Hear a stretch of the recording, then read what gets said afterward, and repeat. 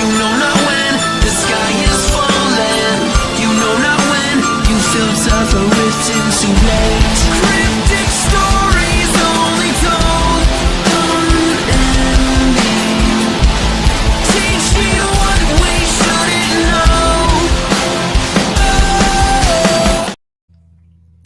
Y'all say something I can't hear. All right, I'm requesting to re-edit that intro and turn it down just a little bit, please. Okay.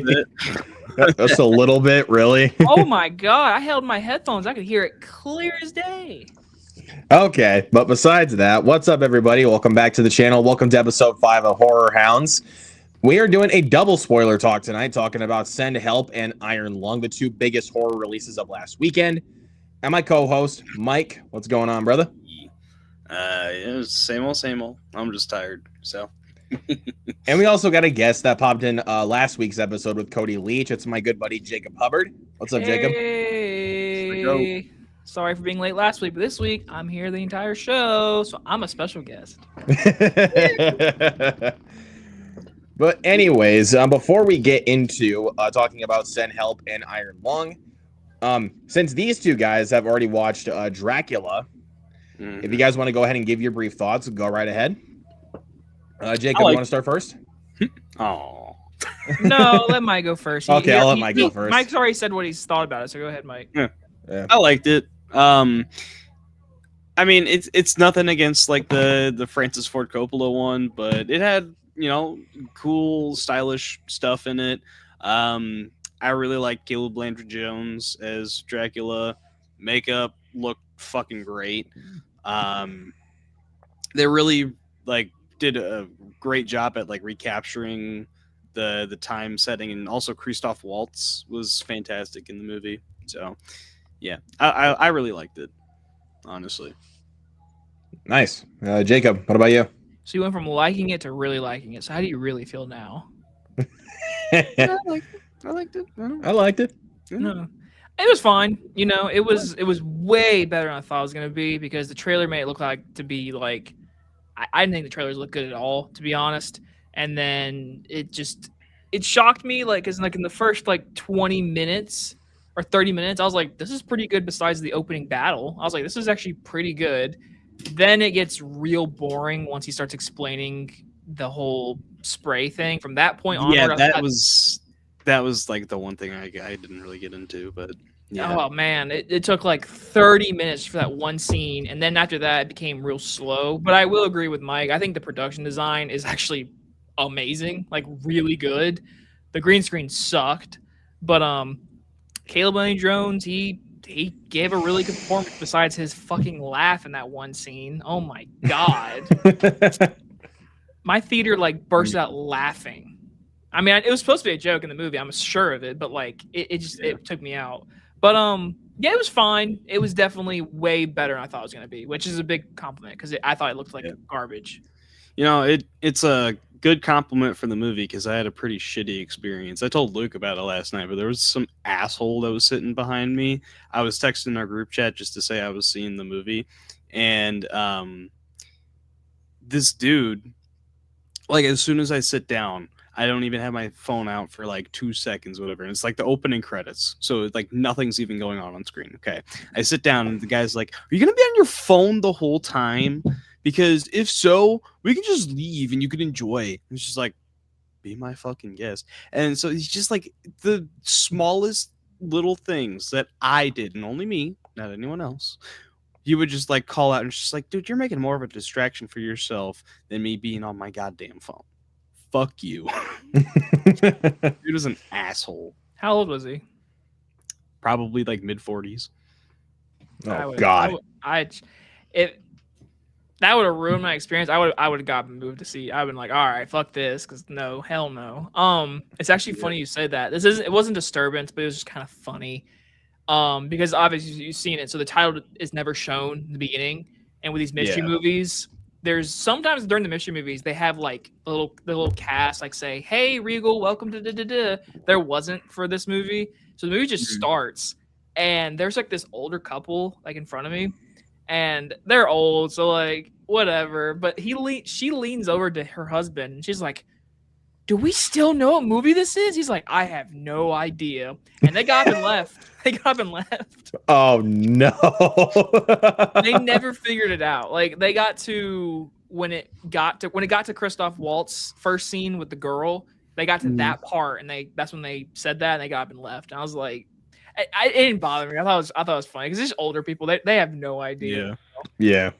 But no, for the movie itself, I mean, I'll say this because I know Luke always likes it. I think Luke, you will like it. I don't think it's like a 4.5, 5 or whatever. I think it's a good old 2.5 to 3. I forget what I gave it on Letterboxd, but for grade wise, I gave it a C. So like it's watchable. I fucking hate Luke Besson as a person. He can go fuck himself. But for his movies, oh, you don't know?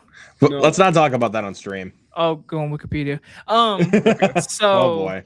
It's just one of those things where like his movies to me always have overacting, and this movie definitely has that in a few scenes.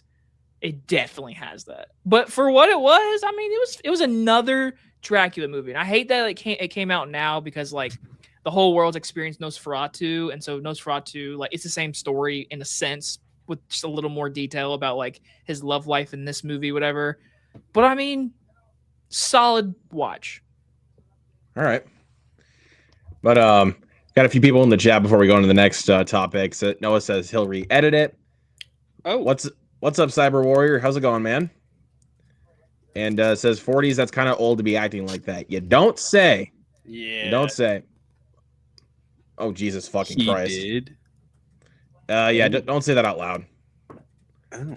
Okay, you guys are making it way more. I'm sitting here I'm over here in the private chat making it very nonchalant. Y'all are over like, holy shit! It's like, guys. Oh. Right, but I think it's just better if we don't say it out loud.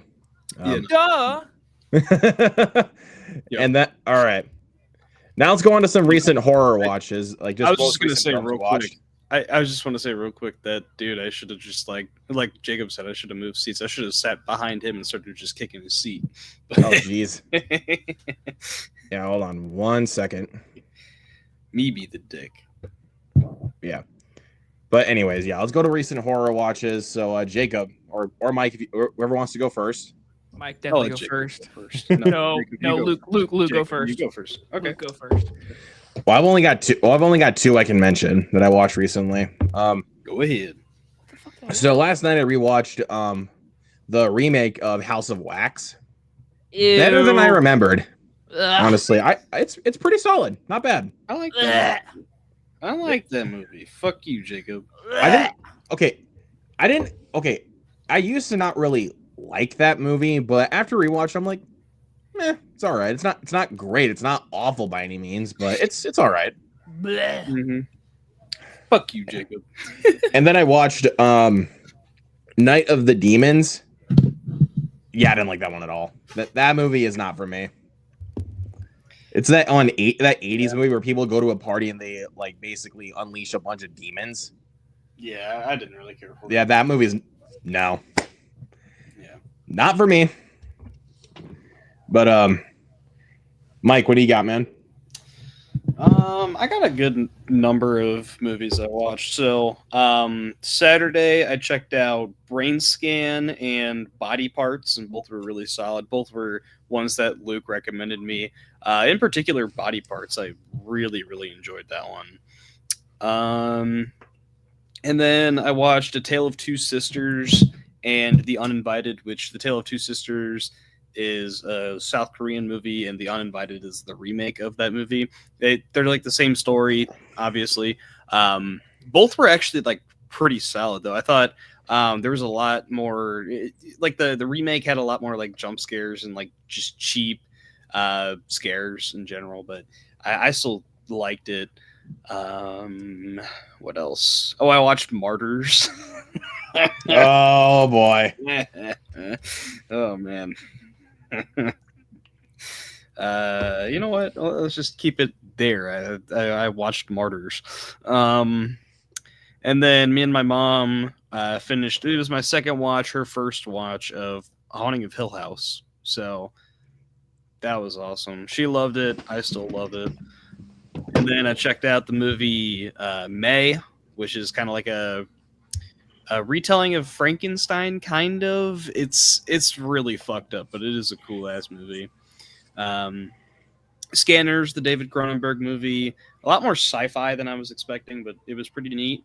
Possessor, another Cronenberg, but it's this kid. Fucked up movie. Really enjoyed it though. And then Incantation, found footage movie that's on Netflix. One of like the fucking creepiest things I've ever seen. It was great. Nice. Jacob, you got any? Yeah. Mine's definitely not as good an answer as Mike. I'm a basic bitch. So first off, I did rewatch Beetlejuice. Rest in peace, Catherine O'Hara. Yeah. Oh, yeah. Rest in peace. Honestly, that's. It was on TV, and I'm pretty sure like they played it because of her, and I'm glad they did because I watched the whole thing, and I was like, this is my favorite Tim Burton movie. This is one of my favorite movies, and she's one of the best parts in that movie. So I just really want to give my condolences to her because that sucks. That really caught me off guard last week. I was like, oh wow, like really caught me off guard. I hate that. I'm actually thinking I'm dyslexic because at first I could have sworn I read Catherine Zeta-Jones and I was like, that would have been almost as bad. Oh man, dude. But, I actually think I'm dyslexic. I don't even know where to go from there. What I think I'm talking actually about? dyslexic. I didn't watch the whole Catherine O'Hara. thing. I didn't watch the whole thing. My dad did because it got nominated for all the Oscars. He was like, I could get a rewatch. Wait, my dad rewatched, and I watched a little bit of Sinners. Still pretty amazing, honestly. Yeah. Pretty great movie. Fucking banger. Yeah. Yeah. His opinion was he's like, I don't know if it deserves the most in history. I'm like, okay. What else did I watch? I watched Ready or Not the other day. I watched the first one. Hell yeah. Banger. Yeah, I was like, I haven't watched it in a while, and that movie is damn good. Like that is a good movie. The movie's funny too. I'm hoping to watch more Radio Silence's movies soon. So, but that was one of those ones I was like, all right, I'm gonna watch this again. So I'm gonna watch their others soon. So, yeah, that's all I can think of. I'm probably missing something, but I don't write down all my movies I watch. Oh, I saw Dracula. Yeah. There you go. But all right, let's go ahead and get into the big one for tonight, or one of the big ones. We're talking about Send Help. But before we get into the spoiler review, let's just give our spoiler-free thoughts about the film, what we thought about it. And God fucking damn it, need to put the banner back up again. Damn it, StreamYard. Anyways. Okay. Mike, you want to go ahead and give your thoughts first? Sure. Oh my God. Why is it doing that? What the fuck? So many fails. Okay. Anyways, so going into this one, I love Sam Raimi, so this one was definitely one I wanted to check out.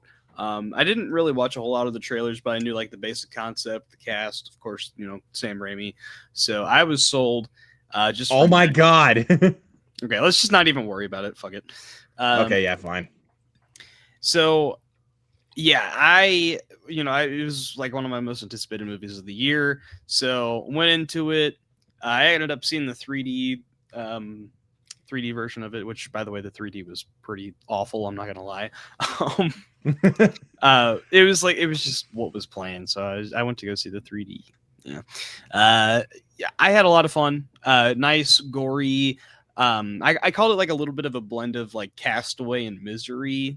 It's like the perfect like Sam Raimi-ified version of those two movies in one. Really enjoyed it. Jacob, over to you, Jacob.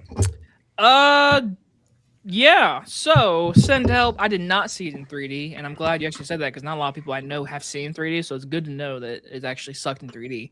I enjoyed it. It was definitely a good movie. It wasn't like on my top 10 most anticipated, but I am one of those people where the original Evil Dead is my most inspirational movie of all time. I watch that movie and I get inspired to make anything and write whatever.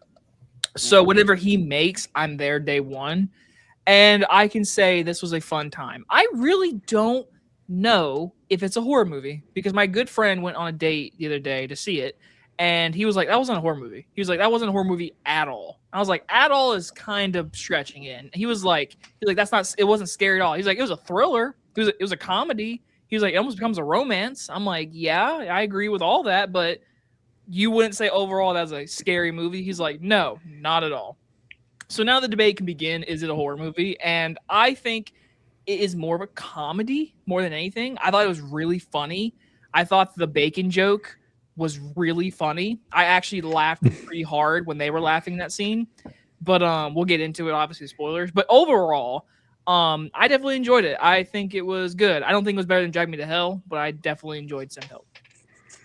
Yeah, I had a blast with this one, dude. I mean, I was kind of with you there, Jacob, with what you said in your review. Like the last 2 minutes, no, I did not like that at all. We'll get into it in the spoilers. We'll talk about it when we get to spoilers, but like I will agree with you on that. I really did not like the last 2 minutes. I was like, this feels very unearned to me. But other than that, though, I had a blast with this one. Rachel McAdams and Dylan O'Brien, I think, are awesome in the movie.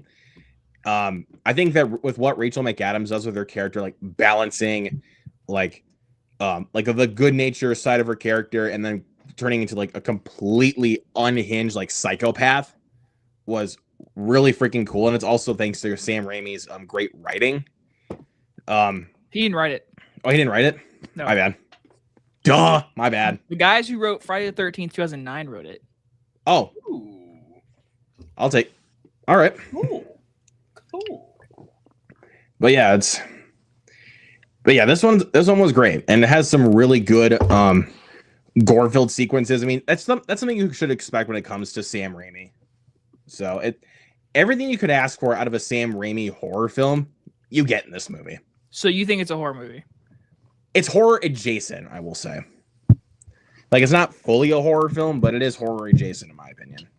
I think it's a horror film because if you got stuck on the island with fucking Rachel McAdams, I would be terrified too. So, like, my friend who went and saw this movie, he brought up one point that got me to shut up. And he was like, "Yeah, shut up, bitch." I was like, "All right." He said, "Is Castaway a horror movie?"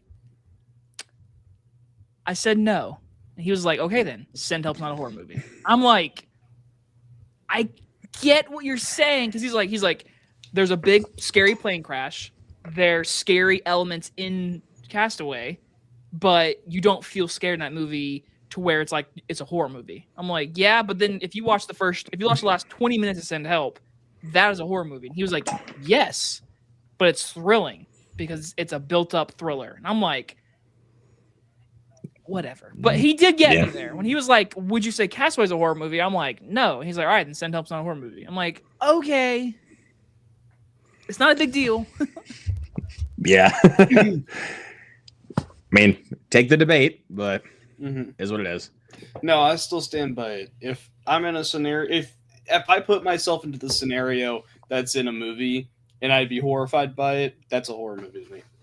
So Castaway's a horror movie. Kind of. Yeah. In some ways. Yeah. I'd be terrified to be in that movie. I'd be terrified to be on an island with Rachel McAdams. And joking with Michael still, The Plague is a horror movie because I would be terrified if I had the fucking skin rash, dude. So you're scared of bullies, got it. Skin rash. Skin rash. Oh yeah, the skin rash, the very end of the movie. Anyways, I enjoyed Send Help though. Like I definitely did. As a big Sam Raimi fan, I could watch that movie. If I didn't know beforehand that he directed it, I just watched it, I could tell you he did that movie. Yeah. But all right, let's get into the spoiler-filled section of this review. If you guys did not see Send Help, please either put the stream on watch later or just leave and go see the movie because we are going to be talking some big spoilers. So here we go. So of course, like the basic concept, like Rachel McAdams plays as this worker at an office. She's a workhorse. Like she pretty much does all the work, barely gets any credit for it. And Dylan O'Brien is this new appointed CEO of this company that she works for that was run by his father. And he's pretty much a dickhead. Like, Jacob? Apparently, the father was Bruce Campbell. Oh, did not know about that. Yeah, apparently there's a picture in the movie. Yeah, I probably should have thought about that. But I mean, it's his cameo. That's all it is. yeah, it's a cameo. I know it's a cameo, but still. But then so basically she like Dennis Haysbert's character tells Dylan O'Brien that like his father promised Rachel McAdams' character Linda a promotion, and he gives the promotion to his college frat bro. And I'm like, and she says that he was working there for like 6 months, and I'm like, wait, what? Like that didn't really make any sense to me, but is what it is. And so of course, once they get on the plane, so Dylan O'Brien and his other bros like that work for this company watch this like Survivor video that Linda I think she posted it online or something like that. I could be wrong. But and they just completely just humiliate her. The plane crashes. They're the only 2 survivors on the island. So basically she takes all of her survivor instincts to basically keep them alive on this island. But it's also kind of like a battle of wits between the 2. Yeah.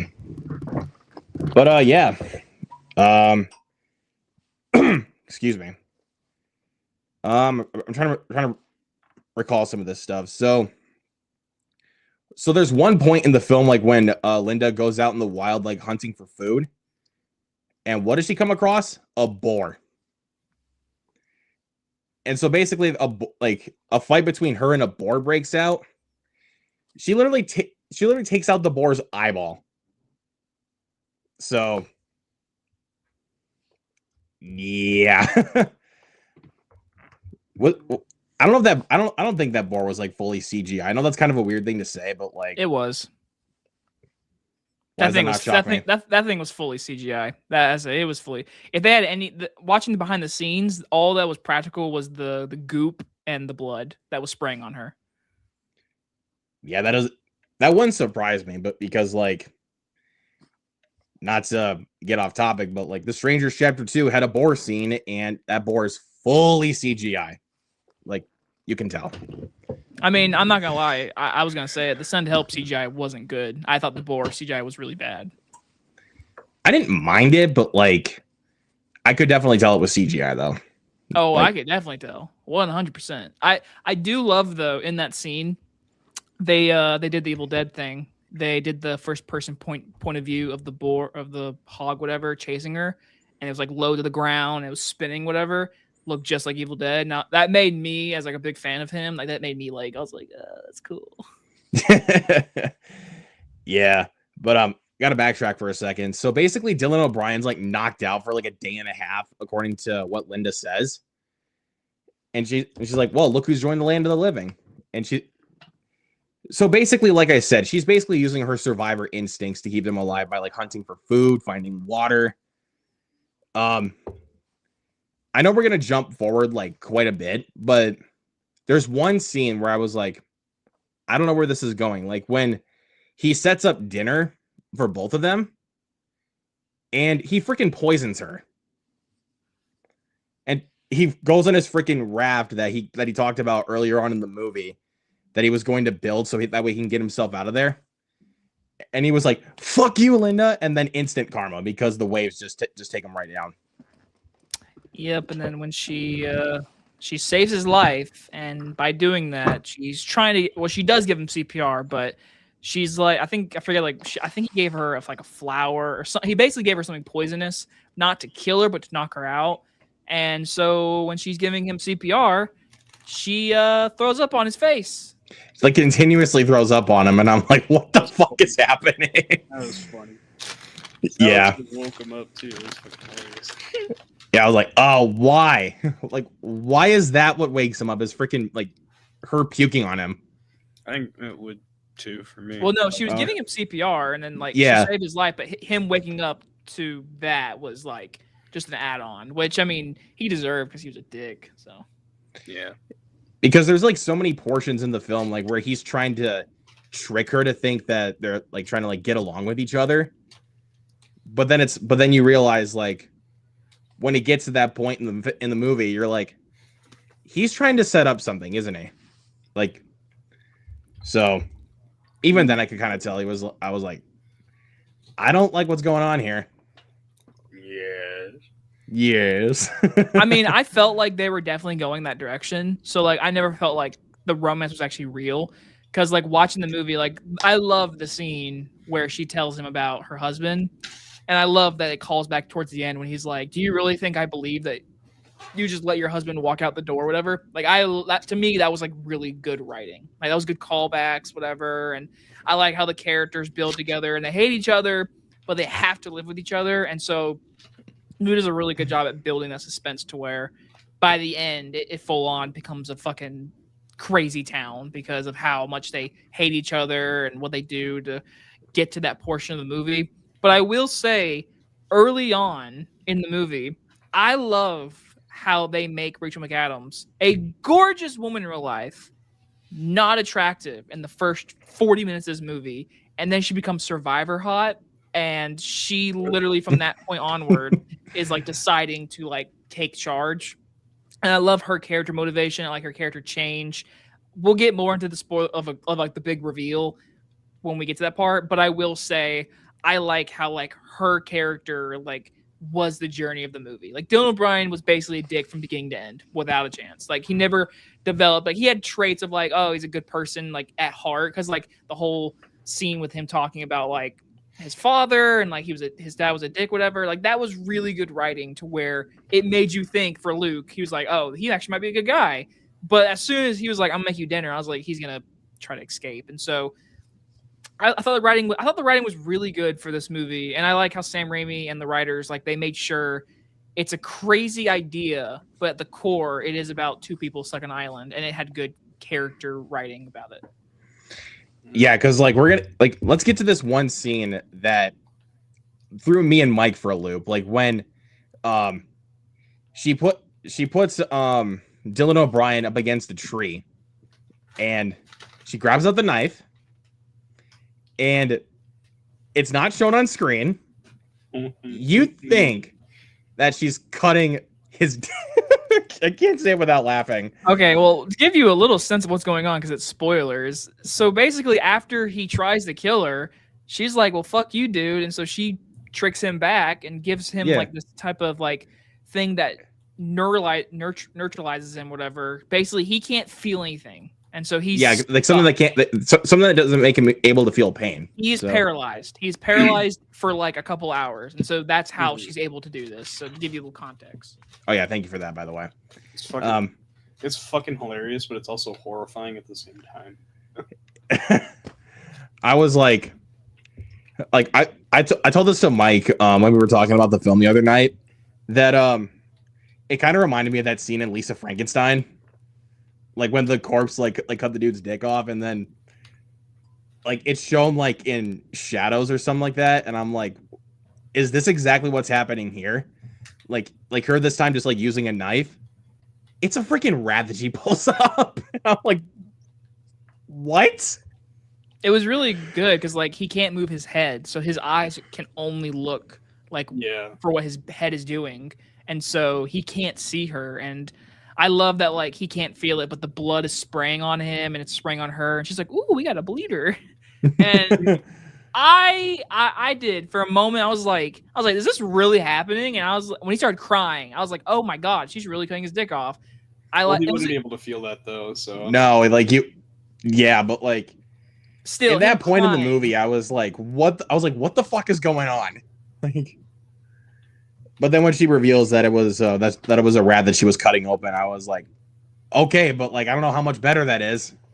I mean, hey, he still had his dick, so that's a big win. At least that, yeah. That part.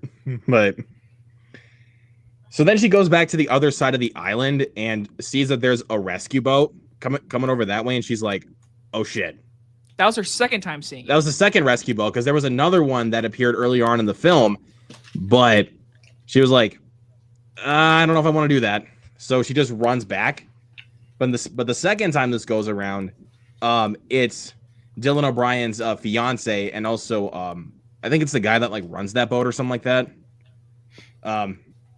So she takes them around this like this portion of the island, like where it's like a height or something like that.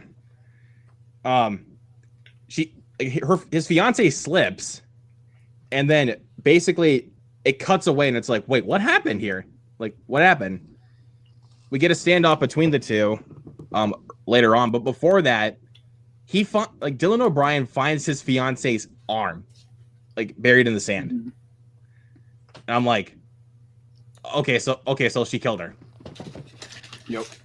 So It was a very Evil Dead shot. I loved it. I like the hand. It was very Evil Dead. like kind of like, there you go. Yeah. And also the dream sequence straight up dragged me to hell. Oh yeah. The zoom in and everything. Her popping up next to her, the jump scare, and then the zoom in. I was like, Oh yeah, that's right. I'm like, I'm in love with this. Thank you, Sam Raimi. Yeah. That's why I was saying earlier, where it's like, if you love Sam Raimi, then everything you love about Sam Raimi is gonna occur in this movie. But yeah, they have a standoff, and she's like, "What? What are you talking about?" Like he thinks that she killed his fiance, which that obviously did happen. So then a fight scene breaks out between the two, and then they go to this like rich house that is also on the island, but it's on like a different side of the island. And that was the boat, like that came the first time where it was going to was that rich house. So, and then basically she does reveal to Dylan O'Brien that he ended up killing his fiance. Okay, well the big reveal is that she knew there was a house there the whole time. Oh shit! Yeah, that's right. Because in the beginning of the movie, she sees these two rock mountains, whatever, and she's exploring by herself. And so when she goes exploring, it cuts back to her saying, "Hey, look, I found a knife." When she shows off the knife, that to me was like, "Oh, there's a house. There's something there." So yeah, to me, that wasn't Okay. the big. I mean, it was a big twist or reveal, but for me, it was obvious because she has the knife. I wish the movie. I said this in my review. I wish the movie didn't involve the house. I really wish it didn't. I wish she found it through the plane crashing. To me, that would have made more sense. But I mean, it was different enough. But I just thought it was really. I saw it a mile coming. Like as soon as she had the knife, I was like, "There's a house there." And I like how like early on in the movie they're exploring the jungle, and she's like, "Hey, don't go over there. There's tons of poison ivy. You'll get sick and die, basically." So that makes.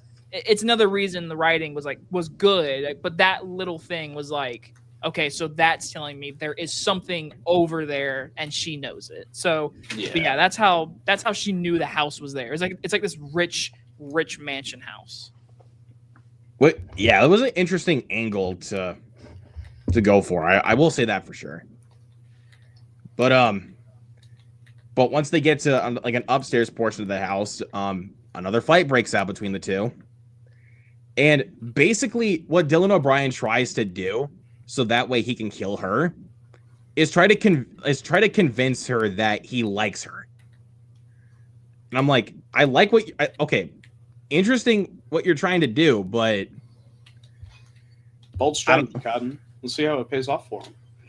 Yeah, but then because like Rachel McAdams like has him at gunpoint with a shotgun, and then the tables turn, he gets the shotgun, tries to shoot her, click, nothing in there. And then she's like, strategy and planning. And then basically she finds like a little like golf club that's on the wall. So basically they do this like little cut where it's like she hits him in the face with the golf club, and then all of a sudden she's a golfer. That was the point of the film where I'm like, that trailed off. Because I was like, what were you doing to earn that ending? Like that made no sense. I mean, I feel like how you worded it, I disagree with. How you worded it, I disagree with. I just don't really like how they visualize that. Like, I don't know. It was kind of neat doing that, but yeah, I don't know. Like the cut, that was pretty creative, but it was creative. I will give you that. It's just I didn't like how they went from that one scene to that. Like, So I like how it was shot. I'll be the middle ground. I like what Mike said. I like the shot. The creative shot. The camera was the golf club, and she comes down and it hits him, and the cut is a golf club getting hit. And she's back on mainland. There's a reporter there. It's like, "Hi, Rachel McAdams. You survived. You built a raft. You're the only survivor. You're getting a movie made. How's it feel to be rich now?" I absolutely hated the movie. Just basically just wrapped everything up in 30 seconds. That's what I hated. That's what I hated. I liked her killing him like that, whatever. I liked all of that, but I felt like the last 2 minutes was like, "Hey, bye, movie, bye." Like it was just like it felt like a wrap up. It felt like the movie ran out of money. It was like, "Hey, we got to wrap this up," and so she drives off with her little bird, and that's the end of the movie. But yeah, I thought the last minute of the movie really soured because it was like the end of the movie. I thought what I thought was gonna happen. So I didn't see Bruce Campbell's picture early on in the movie. I just didn't see it. I guess I missed it. But I thought what was gonna happen. She was gonna kill him. It was gonna cut to the next day, and she said some billionaire owns this house.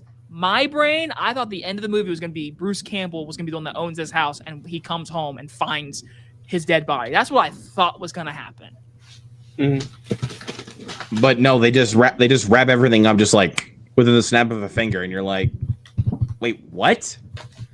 Like, I don't know. I just really don't like the way that it wrapped up. But overall, really good movie. But yeah, I get it. But yeah, I had a lot of fun with this one. So, final grade for everyone. What would we all give Send Help?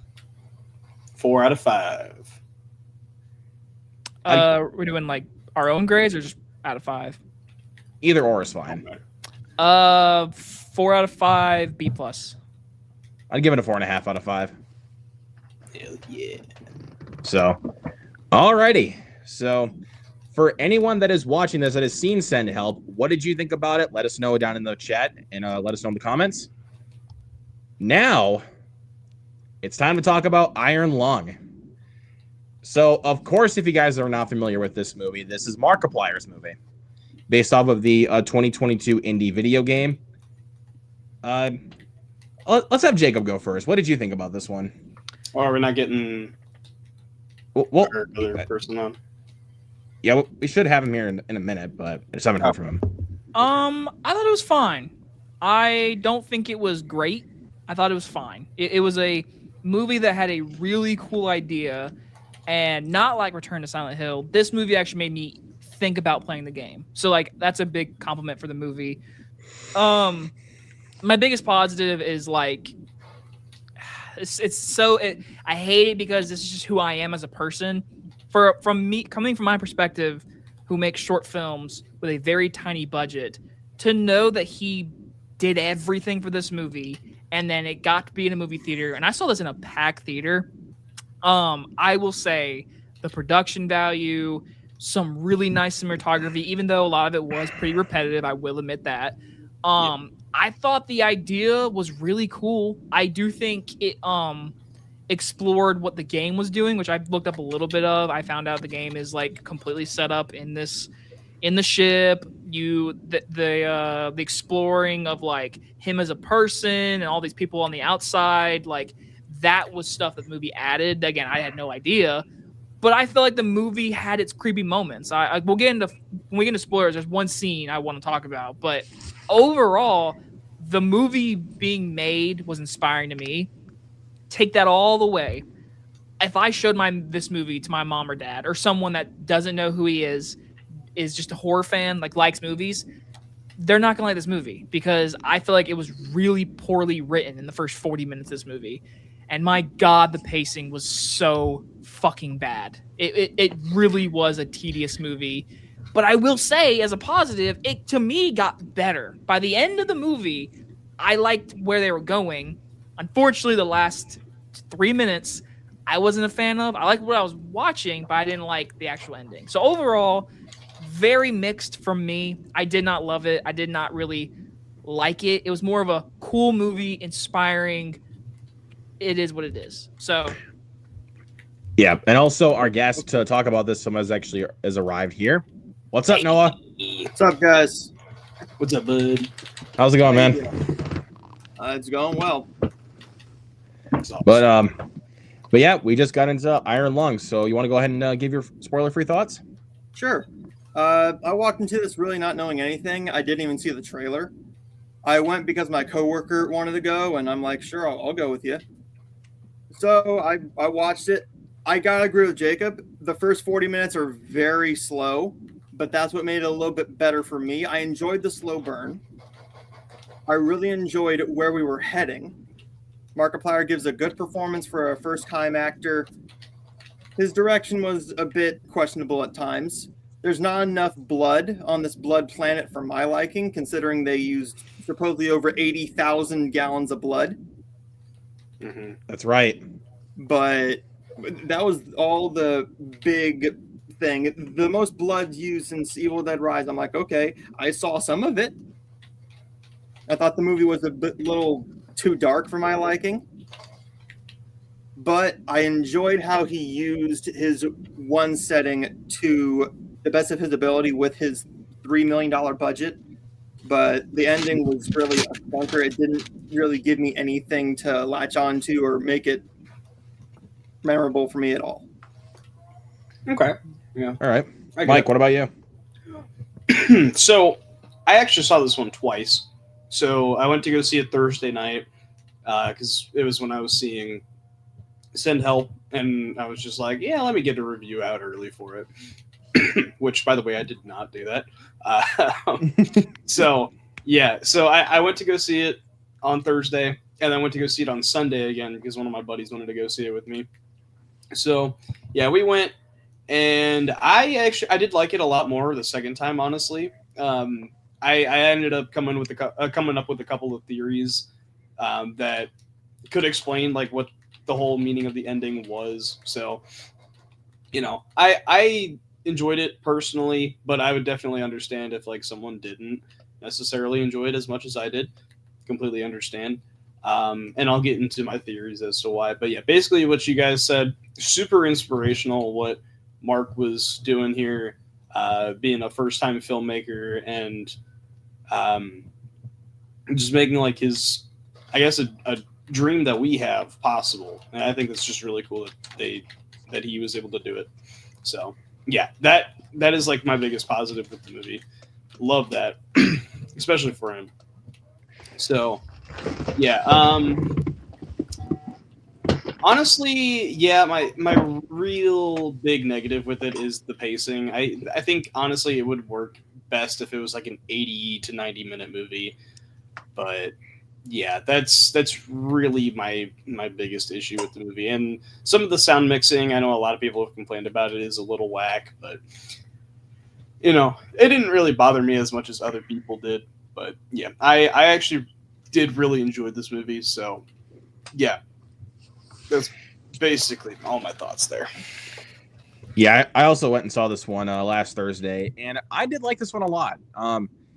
Now, I like this one a lot. I saw this with my best friend on Thursday, and he thought it was boring as shit.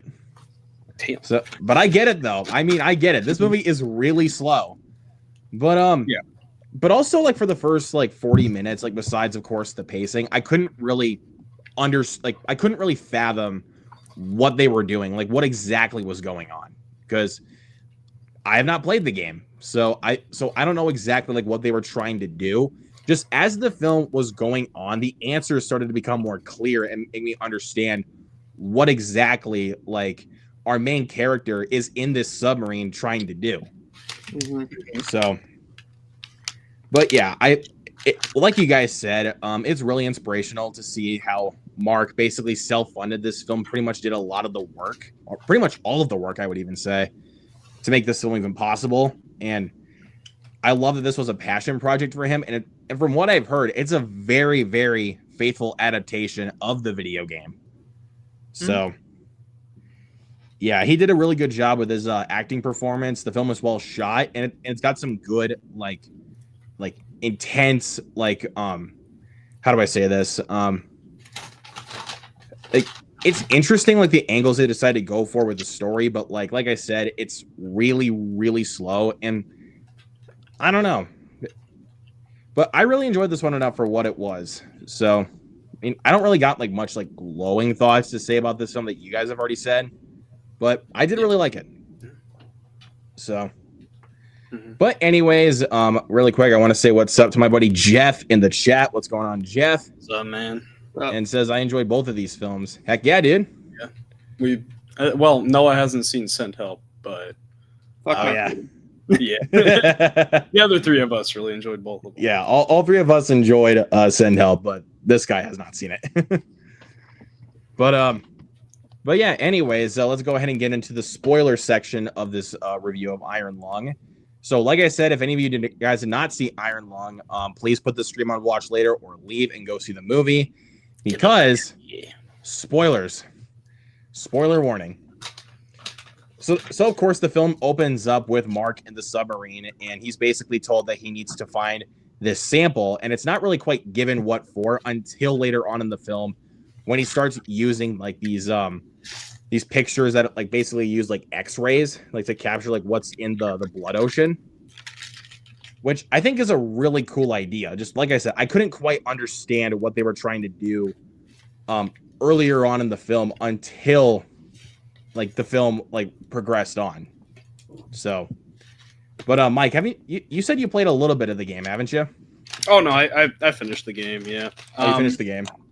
Yeah, I mean, it made sense to me what they were doing from the beginning. They were getting the sample for research, so that's really, Again, just for someone who hasn't played the game, like at first it kind of didn't really quite stick with me for a second.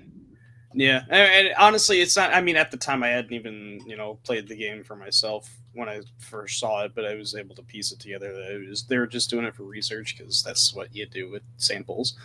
But yeah. So yeah, you get the opening on the submarine. He's looking for the samples. He gets pulled up, and he's getting the stern talking to by the people on the head ship, and he ends up shooting off the X-ray camera and gives people cancer. So that was kind of funny, but yeah, like so, it's also a really cool idea. It's also something really cool that they use like this X-ray kind of camera to like take pictures of stuff that is in this blood ocean. yeah, because like you can't see through blood with the normal camera. So, well, I mean, yeah, but like it's still a cool idea. Like, so... Well, you could, but No, you couldn't. No, you can't. Go get a pile of blood and stick your iPhone in it and take a picture and tell me what you're gonna see. I have an Android. Fuck, dude. Oh yeah, Android make it definitely better. Yeah. yeah. Hell yeah. No. Absolutely not. But Yeah. And so basically he's trying to like find the fuck, I already lost it. He's trying to find the skeleton. Yeah, right? the skeleton. Like I knew it was the skeleton, but like the one but he's also like looking through like certain coordinates to like find like the history like of this blood planet that he's stuck on. Mm-hmm. But there's another thing later on like that we find out like about his character and like his history for like why he was a convict, because his character, like we learn from the very beginning, like they just call him convict, and we don't know exactly like what the history is of his character until later on in the film when we start getting flashbacks to what happened to him like years prior. And what I pieced together, there was like a bit on like the home planet. They called it Eden or something like that, and it was like the one place that had a tree, and so it was like the best place for living. And so they were on this. He had like on this like ship / planet. I don't really remember what it was, but he had a crew that wasn't the most like cooperative group, and they just like didn't follow orders, and they ended up blowing up the fucking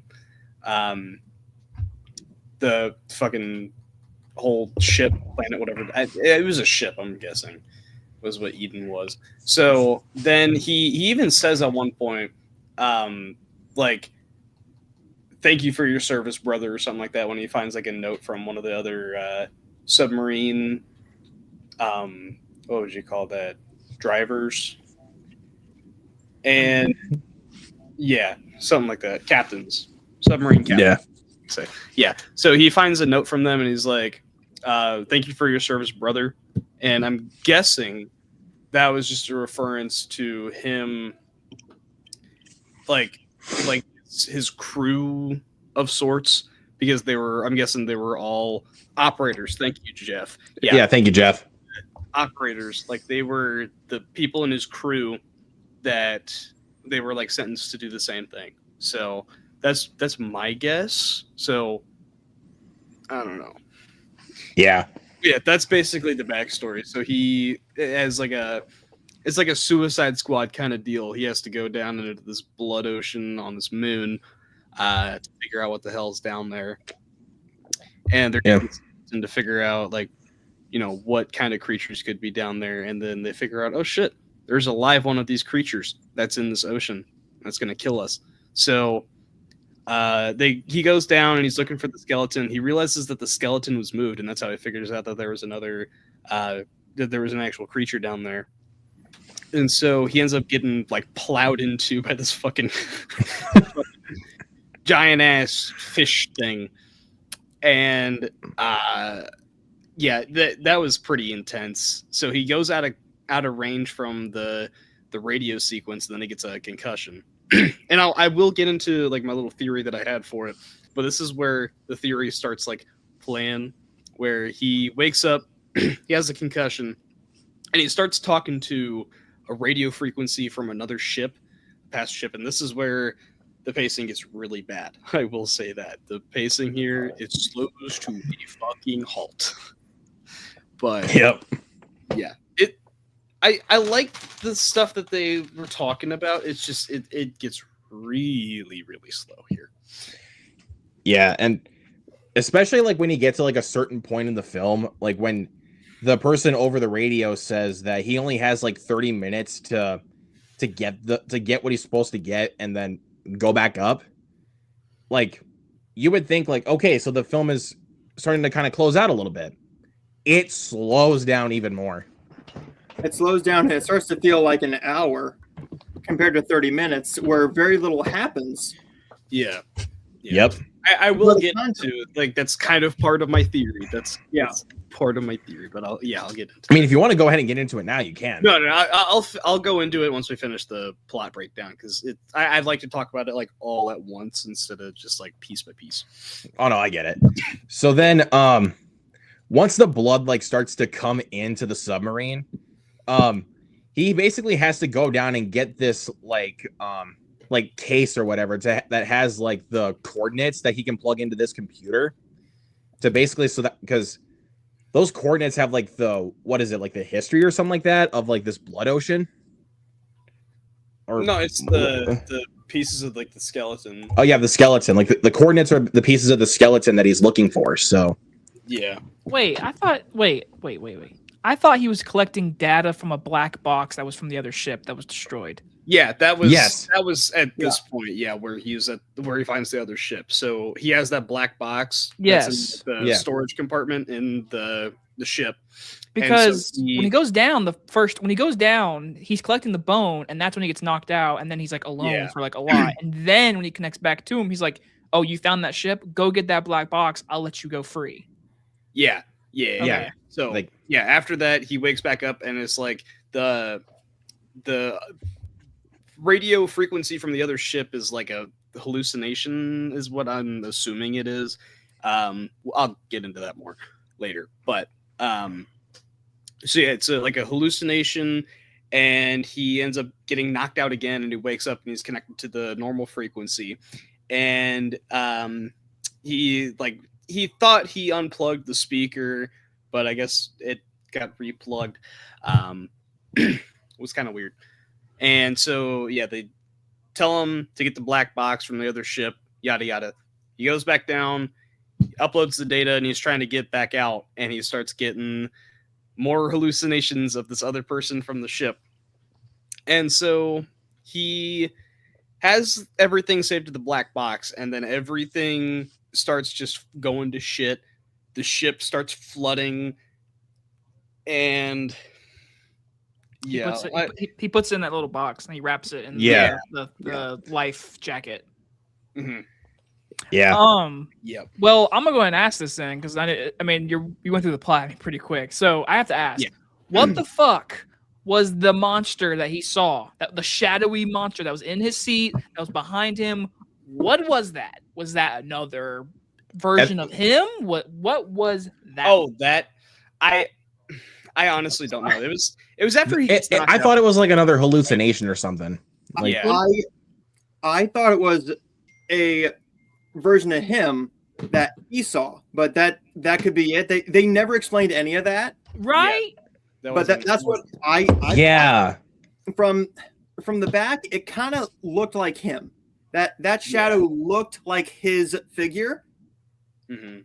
but Yeah. where Yeah, I mean, they don't explain it at all. Like no, Luke said, like you guys said, they don't explain it very much at all.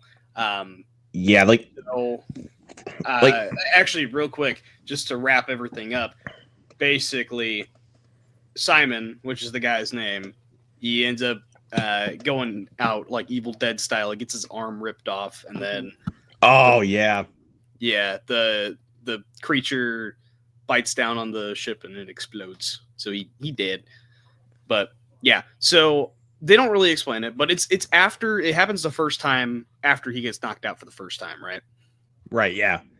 Okay, so yeah, that kind of plays into what I was going to say. So for my theory, it's going to sound pretty generic when it comes to like modern horror movie lore, but I'm thinking that this is kind of like a purgatory hell for Simon. Like what happens pretty much like after he gets concussed.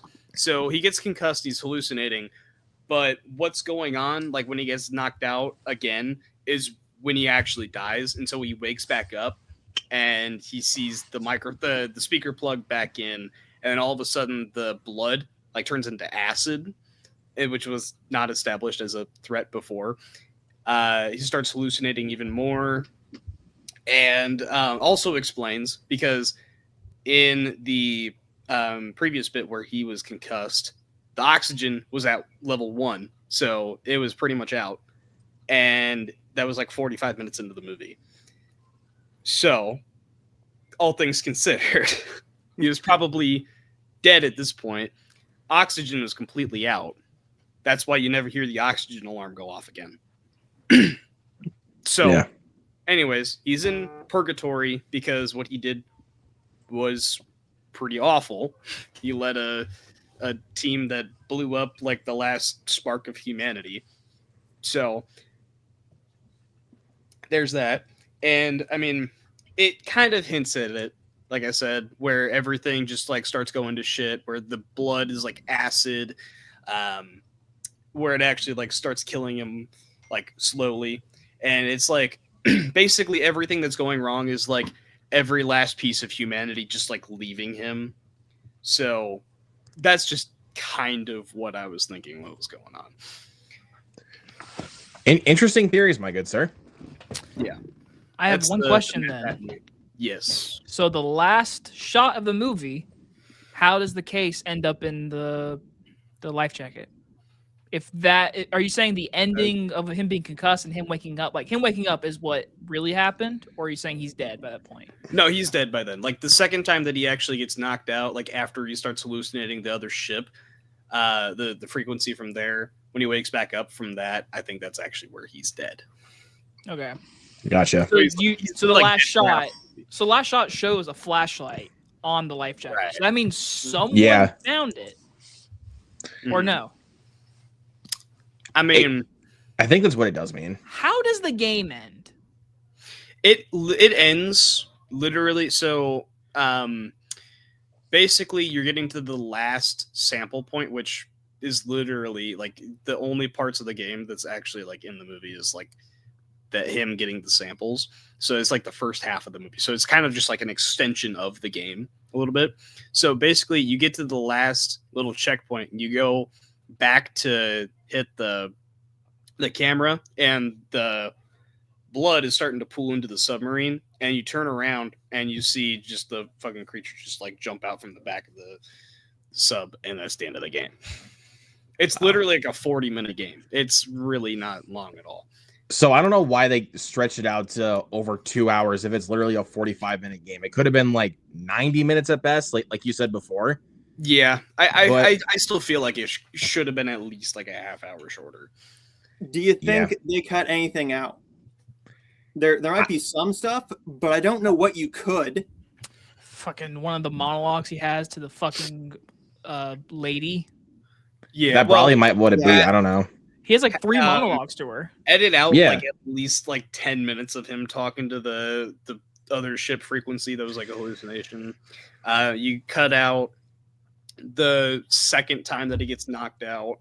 I mean, unless my theory is true, I don't know.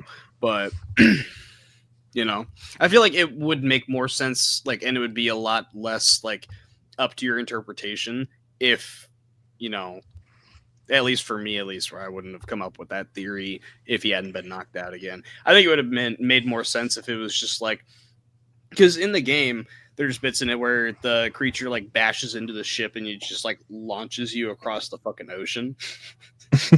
So I feel like it would have been cool if they added that instead of like knocking him out, instead of just like juts him, and that's how he gets like in and out of the frequencies. But yeah. That's just my 2 cents. My main thing is my theater exploded when he asked, so I'm basically dead no matter what. Once he finds out that they never planned on bringing him back up, that's when my theater lost its shit, because apparently they were fans of him, but none of them had seen him play that game. Everyone was shocked in my theater that he wasn't going back up. But what made no sense to me is, right? Yeah. Was anybody else in your theater pointing out everybody else's name in the credits from his crew? All the pictures at the very, very end. Nope. No. I swear to you. My theater was clapping.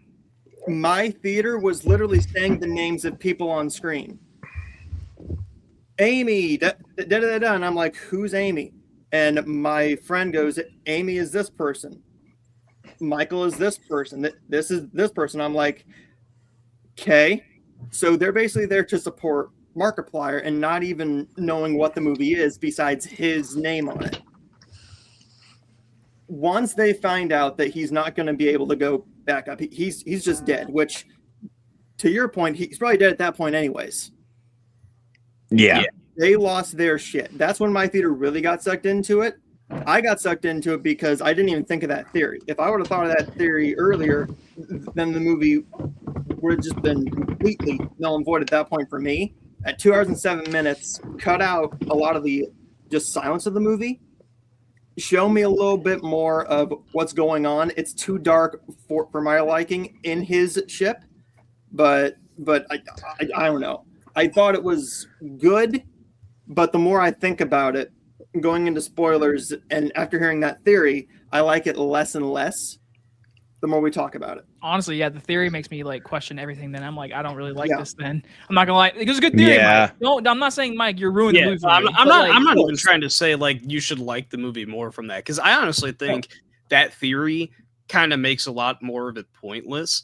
But it's just like that would make sense because all of these loose points like kind of lead me to that conclusion. It's just like, I mean, like, fuck, he's played through all of the Five Nights at Freddy's games.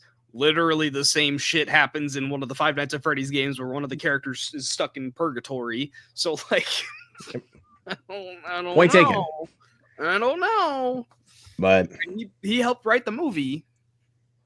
And you can really tell. There's a lot of points where I'm like, this is the Markiplier line. This is the Markiplier line. It's his little jokes here and there. His little quips. I'm like, okay, there's a Mark line, and everyone was just losing it.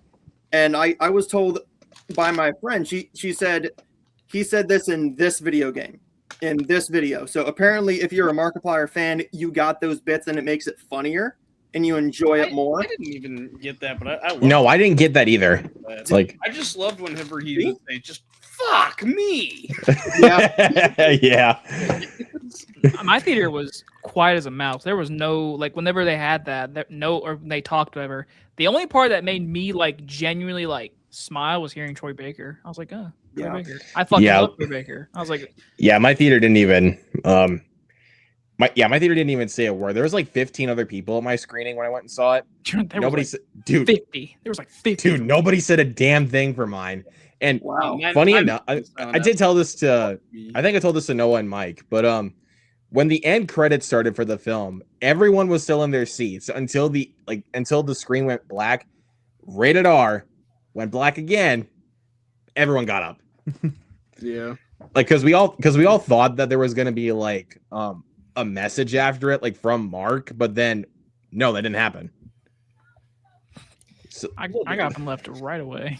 That's what my theater did, bro. I'm not lying to you. I had to because I needed to go pee, and I also just wanted to get home because I was exhausted. My theater did clap though. When the credits started, they clapped, and like a few people stood up and clapped. Like, there's people dressed up in my theater. Like there was fans in the theater, but my theater wasn't. There was no like Marvel crowd. There wasn't people clapping at moments or anything like that. Yeah. But I mean, yeah. Now that I have to admit, after talking about it, I like it just a little bit less now. Yeah. Yeah. No, that's fair. That's fair. Yeah, I get it. But Literally, I'm not gonna lie. If I didn't have the bias of like knowing how it was made and like the inspiration, whatever, like seeing those box office numbers the other day and like seeing him like keep up with it, and he was like, "Hey, we're almost #1," and all that. Like, it's so inspiring. He already said that like him and all of his crew are about to get a big bonus because how much they made. It's so cool. Yeah. But if the fact that a YouTuber was competing with someone like to the likings of Sam Raimi. Yeah, Sam Raimi. Awesome. And this movie, Noah said it, but I mean, I agree with Noah. I never saw a trailer for this movie. The reason why, he didn't market the movie. The only marketing was his online trailer. Mm-hmm. There was no trailers for this movie in theaters. Like he literally relied on his fans to show up at the movie theater. And they did. They definitely did. My theater was louder for this movie than any of the past films. I got so pissed off. I had a fully packed theater, Spider-Man No Way Home, and they were fucking silent.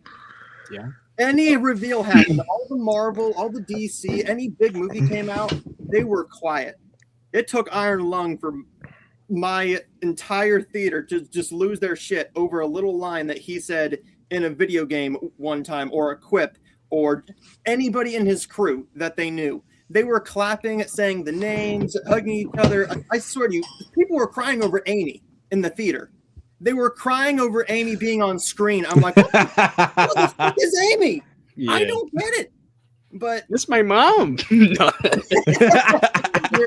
mom's in the movie. I love it. She's getting a hell of a pay bonus. See, everything you're saying. No, my theater was packed. My theater didn't make a fucking noise. Everything you're saying happened at Five Nights at Freddy's for me. Five Nights at Freddy's, that shit happened. Every name, every fucking that shit happened. Yeah. But for this movie, no, didn't happen for me either. Yeah, that's what happened too. I liked my experience better than the actual movie because my theater was actually into it.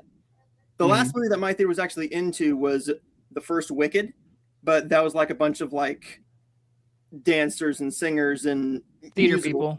Theater people. Yeah. But for Iron Lung, I was not expecting to see a Markiplier shirt and Iron Lung shirt. Big hordes of people going in there for Iron Lung at a 4:00 screening on a Friday. That doesn't happen at my theater. That only happens for all the Christian movies. Literally, all the Christian movies, the folks show up. Not for a little independent horror movie which, mind you, was only supposed to open in a few hundred theaters, and it opened to over 3,000. Yeah, he said it was supposed to be like 50 theaters, and then it expanded, and now it's up to like 3,000. Like that's it again.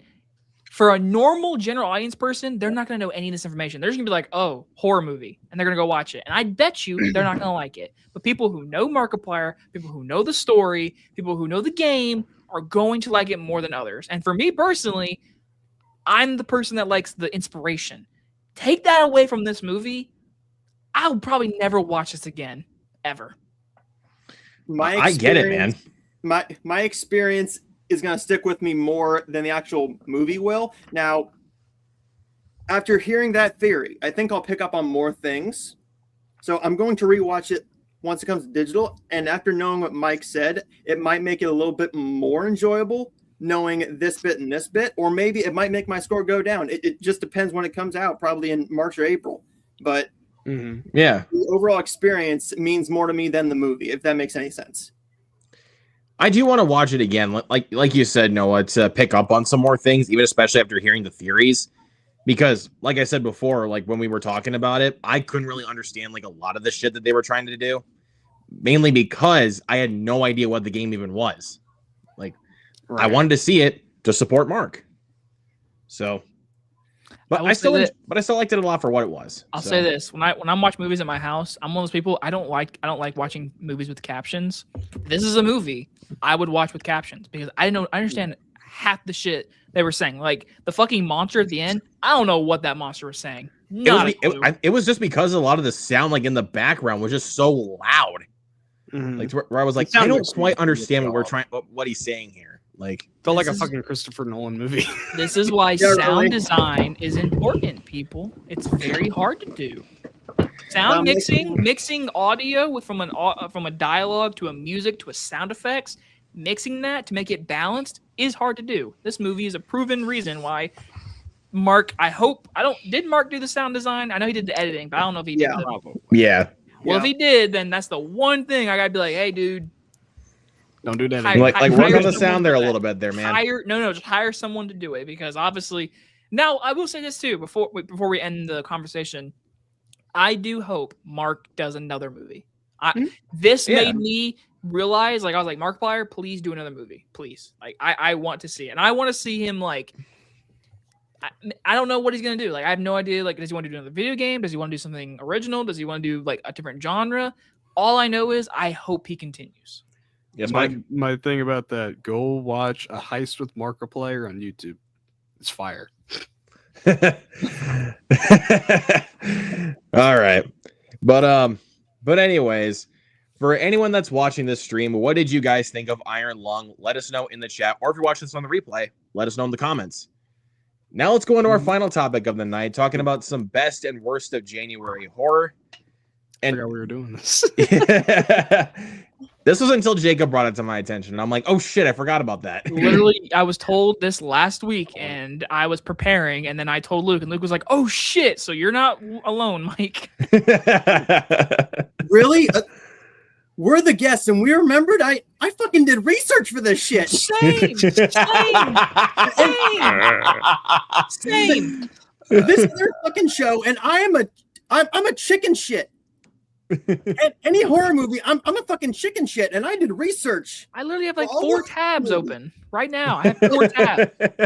So obviously, we're going first. Mike and Luke can sit there and shut up. Okay. So for January, the best January horror movie that I found personally, there's a lot. There actually is a lot. There's a lot of bad, but there's some good ones. For my answer, I'm gonna go From Dusk Till Dawn. It's one of my favorite vampire movies of all time, and it's a classic. It's literally my only favorite Robert Rodriguez movie. So, for looking at January, I was like, this is probably my favorite. There is some movies on here that I'm gonna bring up once we go in a circle, whatever. But I had to say this one first. So, From Dusk Till Dawn is mine. Really stole my fucking answer. Anyway. Asshole. But Mike, you want to go next? Sure. Well, no. Let Noah go. Fuck you. I already gave. You did the research. I made this list like 2 weeks ago. Okay. So I looked at all of them, and the one that really stuck with me the most was Split. Damn it! That was on my list.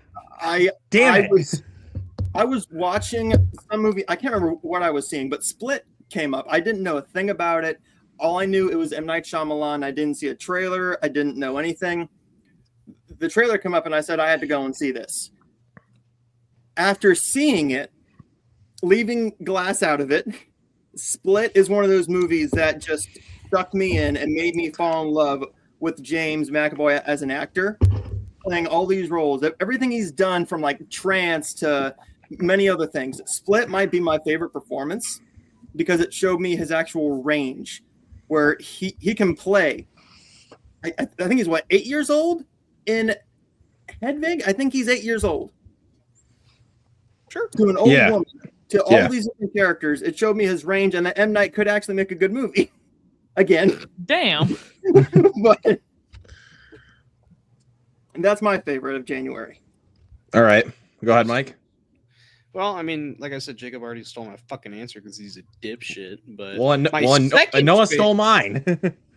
Well, my second favorite is The Bone Temple, which is a movie that we already talked about on this show a couple weeks back. So, yeah, banger.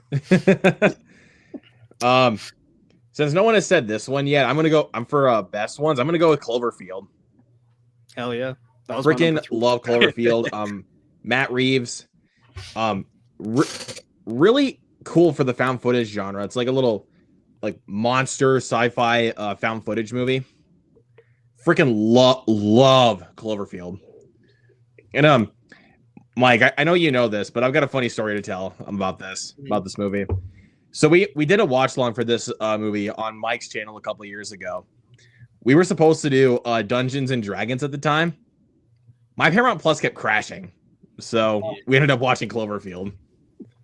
It was a super last minute decision, but like, fuck it, why not? But Jacob, you got another one for best, or you want to go to worst right away? I'll go another one for best. All right. There's a few, but I'll just go recent because I know a lot of people like recent answers. So my first answer was our entire list for best and worst. Like, just go around. Yeah, just say like one, just like go around a circle. I won't go through the whole list. Run off your whole list. Yeah, just run off your whole list. Yeah, just go. Go I don't want to. So all I'm gonna say is Companion. Companion came out last year. Companion was one of my favorites of the year last year.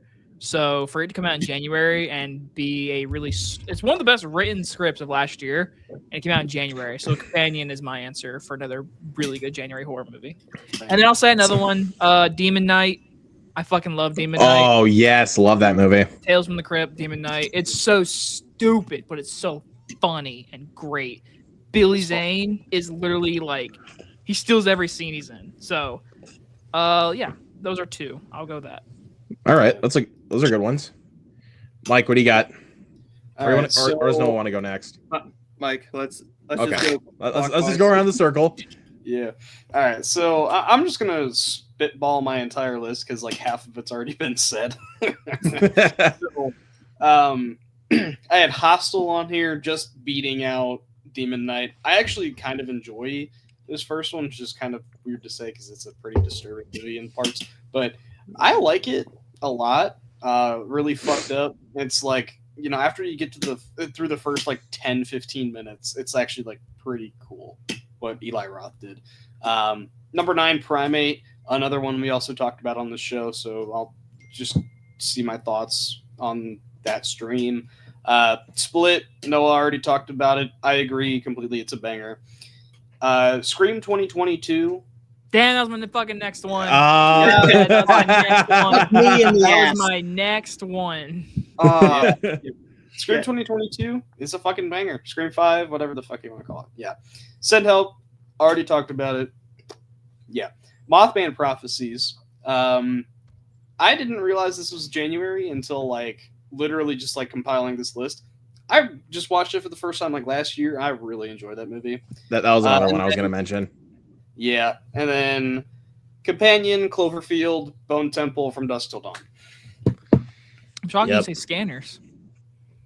Scanners. For the first time, and I thought it was good, but not quite on there. For January, I would say it's good. Yeah. Yeah, it's good. It's not on my top 10. Yeah, no, you got any other ones? Yeah, I have one that everyone is probably going to have on their worst list, but I'm putting The Turning on there. I fucking love The Turning. Hell. I don't give a Oh. shit. I enjoyed The Turning. Hell. It's that with what is it? Finn Mackenzie Wolfhard. Davis, Finn Wolfhard. Yep. Mhm. I dug that movie. I don't know why I dug it.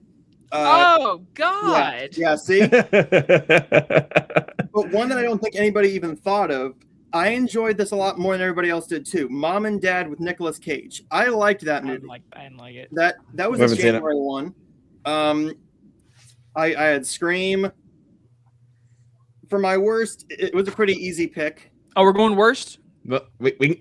I got one more best one that I'll say Yeah. really quick before we go to the worst. Yep. This is an underrated one that I would say, The Relic, with Tom Sizemore, where it's a homicide detective taking down this like monster that's in this museum in Chicago. Really fun movie. Directed by Peter Hyams. If you guys haven't seen it, I'd recommend that one. Yeah, I haven't seen it. Here, I'll pull up a poster in case you guys don't know what I'm talking about. I know what you're talking about. Yep, The Relic. Yeah, I like this one a lot. All right, so I guess if we're going into the worst, I'll go ahead and start this one off. I'm going to say Texas Chainsaw 3D. Fuck that movie. That's my number 10 as well. I think it's like my personal pick for right now is Texas Chainsaw 3D. Like, it tries to be like the official sequel to the original Texas Chainsaw Massacre, and it fails on pretty much every single level, because there's like one scene like where a cop is like walking through a house with his gun and a smartphone, and it's like, this is not clear like where this takes place in at all. Like, no. Yeah. It's so bad. It's close to being the worst one with The Next Generation, but man, that's what I'll go with for right now. I just think it's funny because do your thing, cuz. Oh my fucking god, I hate that movie. Jacob, what do you got, man? I mean, where do we begin? Oh, shit. I'll go two real quick. I'll go two. First, I feel like everyone's gonna say it, but the Bye Bye Man. Yeah. Yeah. I gotta say it, Jacob. Chris Stuckman put it best. When every time a character dies, they should have played Bye Bye Bye in the background. That movie, to me, is like that Texas Chainsaw, and probably a lot of your guys' answers. To me, that's the definition of a bad January horror movie. And then real quick, this one was recent. I think it was 2024. I think either way, Founders Day. Fuck that movie. Oh yeah, Founders Day. That was literally, I remember. I think it was 2024, but it was the first movie I saw that year, and it was like my number 2, number 1 worst movie of the whole year. It was so bad. It's on I don't Shudder. blame It's on you, man. Shudder. It's on Shudder. I'm shocked it's on Shudder. I'm like, I thought oh, that seems like a movie that would go straight to Tubi, my guy. dude, that movie is a Yes. Walmart bin DVD. Walmart bin. Yeah. That belongs in the fucking Dollar Tree. Yeah, that should be my fucking job. On clearance for a fucking quarter, like everything else is right now. So those are the two I had to say like right away before anyone steals them. So Yeah. You gave off some really good ones though, man. Mike, what do you got, man? All right. So I'll just run through mine again. Like half of these have already been fucking talked about. So my number 10 is My Bloody Valentine 3D. I know Luke. thank you. I like that think movie. I'm sorry. Yeah, I know. I was just saying. Yeah, I know you like it. I think it fucking sucks. It's Jensen trash. Ackles- Yeah, Trash. Jensen Ackles is like the only good thing about that fucking movie. Literally haven't seen Dean it. Winchester himself. Yeah, I fucking hate that movie. I hate it. so I much. hate it, man. It was so bad. But not even getting narrowly escaping that. Well, not narrowly escape. What am I even saying? Just barely behind another 3D movie that Luke talked about, Texas Chainsaw 3D. Yeah. Yeah. The best thing I could say about it is do your thing, cuz.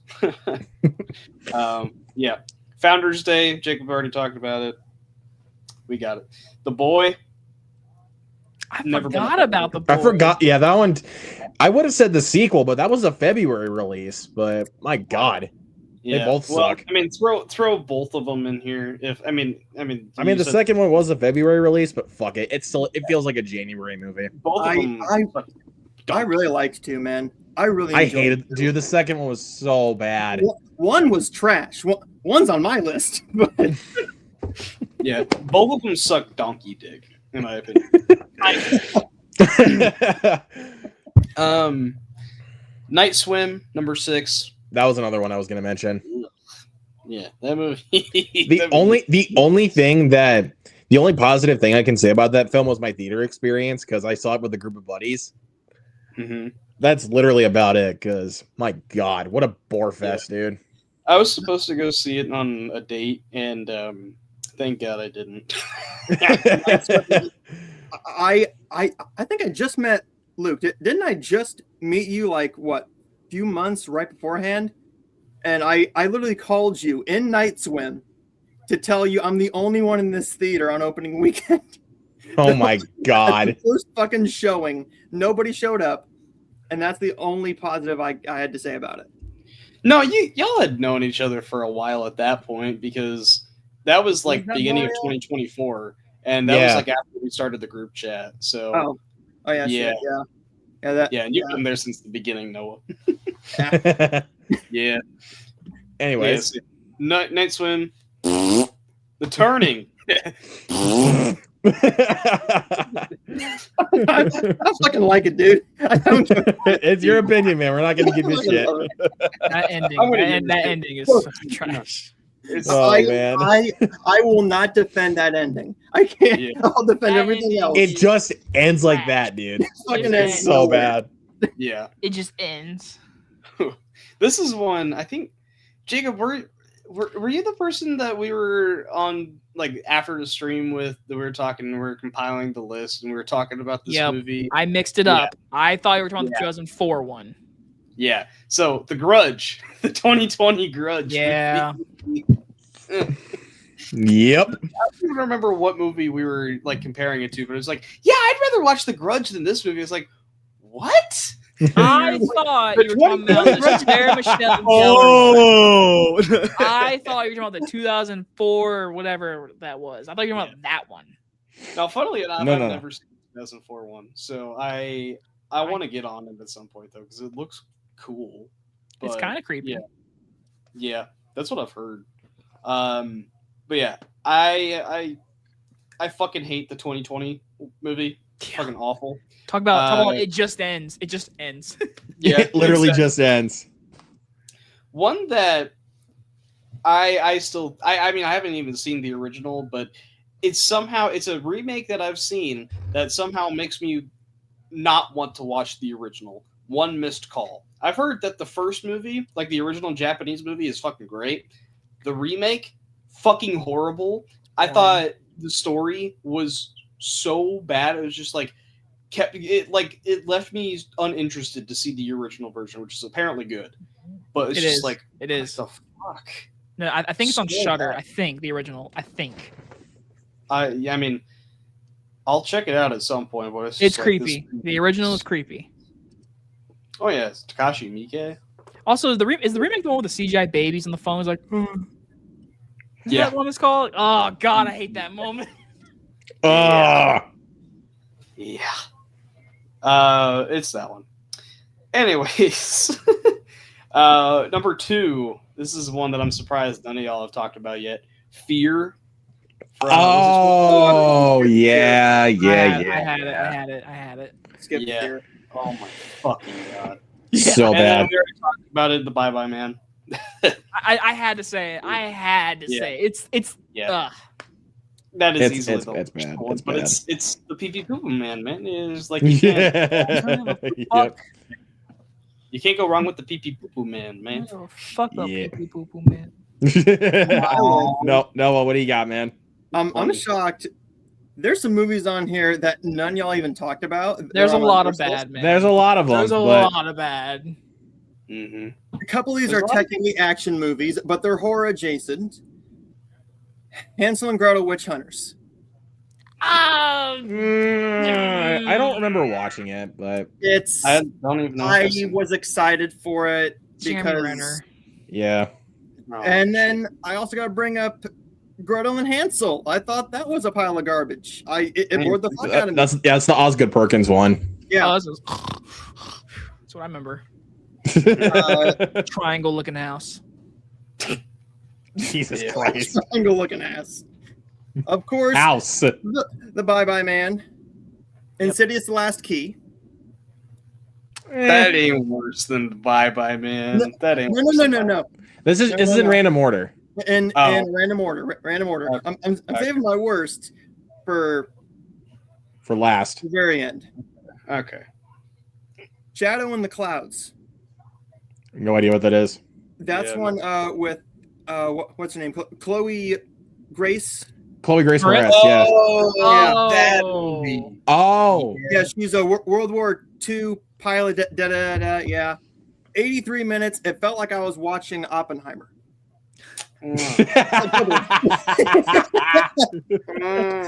That's funny. Resident Evil, the final chapter. That was one I was going to say. I literally had. I was gonna say Resident that Evil. one. Yeah, That I was had like Resident Evil. making the cut off my list. It's like my. I was gonna say Resident Evil: The Final Chapter. I had Resident Evil on my list. And then I gotta throw two more in there. The Forest. I just watched The Forest. I did not had like it on my list, man. Oh man. I didn't like it. But one is a horror comedy. Haunted House. A Haunted House. That fucking Marlon Wayans shit. And two is even worse, where I can't remember if it's in 1 and 2, where he's fucking the Annabelle doll. That's the second one. It's the second one. Oh, I think they're both January, and they're both god awful. No, the second one was in January, but the first one was. It's another. You can add it to the list. Like, fuck it, why not? Yeah, why not? And one I forgot to put on my best list was actually John dies at the end. Did not see that one. The horror movie. It's horror adjacent. It's Okay. a subgenre of horror, so apparently it counts. I mean, I have the book for it, and I guess it was in the horror section. So Yeah. I counted it. There's one that I want to point out that I'm kind of shocked you guys didn't say. It was The Woman in Black 2, Angel of Death. I I haven't, haven't seen it. seen it. Oh my. It's been forever. I think I watched it in theater, and I was the last time I watched it. I think. I think that just goes to show not only how forgettable it is, but how bad it is. Like, it just took away a lot of the creepy factor of like what made the first film like genuinely scary. That first one is, to me, one of the most underrated horror movies of all time. Like the first one was like genuinely scary. Like, but the second one is just jump scare after jump scare after jump scare. Wait a minute. Like- Was the first one January or February? That was a February one. The Oh. second one was a January movie. Still great. Yeah, the first one's great. And another one, The Devil Inside. That's not a movie for me, dude. I only remember one thing is that the one where she's chained in the basement and she's just bleeding from her puss. Oh, I think so. It's a found footage one. Isn't Devil Inside the one with the poster? The poster's got the crosses on her lip. Is that Devil Inside? Yeah, that's The Devil Inside. Okay, I think Noah, because this is on my list. I think you're talking about Devil's Due, which is also bad. Devil's Due, Devil's yeah. Due. Yeah, okay, yeah. Devil's Due is another one that's up there for me. Which I'm about that to actually one's rewatch. Radio Silence, right? It is. Yeah, that is Radio Silence. Literally about to okay. rewatch it either tonight or this weekend. So Oh, it's bad, dude. It is so bad. Oh my god. Yeah, I might that's a rewatch it bad tonight. one. But yeah, and like you said, Noah, Resident Evil: The Final Chapter. That one was dog shit. Mike pointed out Night Swim. There's a lot of really bad ones that you guys pointed out, like that I could have said, but like you pointed them out, so I'm not going to do any repeats. But, anyways, I want That one more quick more. This is one Oh. I actually watched recently, and I was kind of excited to watch it, and then I watched it, and it was ass. Called White Noise. Stars Michael Keaton. I've heard of it. that one's all right. I didn't hate it. I hated it. It sucked. You know, this we made this list before we saw this movie, but Return to Silent Hill. That's a good one to end on. That's a good one to end on. Yeah.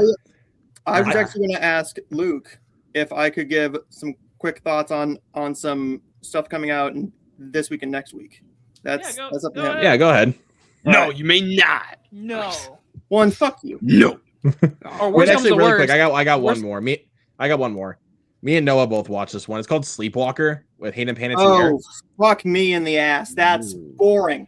I've never Oh my heard of god. It's basically There, she just has is- it's basically just has like a bunch of like dream sequences throughout the whole movie. Like that's basically what the whole movie is dream sequences. It's the same scare. Someone creepily walking up behind her, opening their mouth and screaming, or she goes up to her daughter, spins around, and she screams. That's literally it. But Not to be confused with Sleepwalkers, the Yeah. funny ass cop kebab movie. Cop Kebab. but No, I that actually movie is got- great. I actually got a few horror screeners, and I just finished. I got one more tomorrow. I got a screener for The Arborist, which comes out, I think, Friday. Never even heard of it. I got a screener for The Mortuary Assistant, which comes out in theaters next week. It's a Shudder original coming to Shudder at some point. Don't That tell one's me I literally talked about Luke about that before the stream. I literally saw a poster for it. I was like, I'll watch it. So yeah. Based It's- on another video game. I hope it's good. Yeah.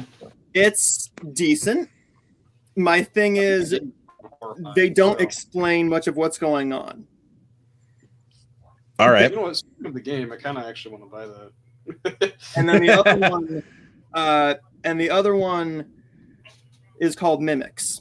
It's a horror comedy romance, which I'm not gonna say it's good just because I spoke to the two leads, because it's not good. It's pretty okay. It's okay. My thing is they don't delve enough into what this doll is, what this demon inside of it is, why it has these powers. It doesn't go into the ending. I'm not going to go into the ending. The ending goes in a completely different way than I thought it would. It had nothing to do with that fucking doll. Yeah. But if you're going to see it, but it's not one you need to see. But if you're going to see it, Christopher Palaha gives a solid performance. He does a nice job doing the ventriloquist voices. He actually did those live, which I didn't know he could do that. Stephen Tobolowsky, really solid dude. He plays his grandfather in here. Probably his weakest performance I've ever seen him give. He looks like he's sleeping through it, and he's literally on the couch, sitting on the couch, watching TV in his underwear for about 80% of his scenes. Goodness gracious. But anyways, that will do it for the stream tonight. Thank you to Jacob and Noah for joining us here tonight. Yes. And yeah, next week we are still planning for a spoiler talk for The Strangers Chapter 3. Oh boy, I'm so excited for that. Yay. Hey, wait. Yeah. Yeah, quit your clapping. Jess up. I'm seeing it tomorrow, 4:00. All right. But yeah, I'm not looking forward to it.